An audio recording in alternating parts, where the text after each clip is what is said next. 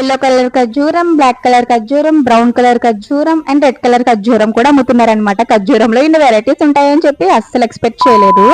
Hello, నేను మీ అమ్మాయి మేము మనామాకి వెళ్ళామని చెప్పాం కదా, అక్కడ మేము రెగ్యులర్ గా వెళ్ళి డేట్ షాప్ కి అయితే వెళ్ళామన్నమాట. డ్రై ఫ్రూట్స్ అవి తీసుకుందామని చెప్పి. ఇక్కడ ఎన్ని చాక్లెట్స్ కావాలితే అన్ని చాక్లెట్స్, ఎన్ని డ్రై ఫ్రూట్స్ కావాలితే అన్ని డ్రై ఫ్రూట్స్ మనం టేస్ట్ చేసి మాత్రమే కొనుక్కోవచ్చు అని చెప్పి ఆల్రెడీ నేను ఒక వీడియో పెట్టాను కదా. మోస్ట్ గా ఇండియా వెళ్ళాలనుకునే వాళ్ళు చాలా మంది ఇక్కడికి వచ్చి చాక్లెట్స్, డ్రై ఫ్రూట్స్ అవన్నీ కూడా కొనుక్కుంటారనమాట.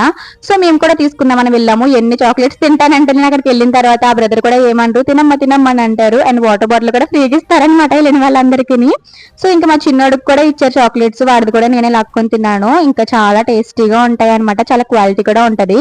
అండ్ ఎవరో అన్నారు, ఎందుకు హిందీ వాళ్ళ షాప్ లోనే వెళ్ళి మీరు కొనుక్కుంటారని చెప్పేసి అన్నారు. ఎవరైతే ఏంటంటే వాళ్ళు చేస్తున్న వ్యాపారాలకి మనం సపోర్ట్ చేయాలి తప్ప వాళ్ళని డిక్రెస్ చేయకూడదు. వాళ్ళు చాలా మంచిగా మాట్లాడతారు, మర్యాదగా. వాళ్ళు ఎలాంటి స్వార్థం లేనప్పుడు అమ్ముతున్నప్పుడు మనం కొనుక్కోవడంలో తప్పలేదు కదండి.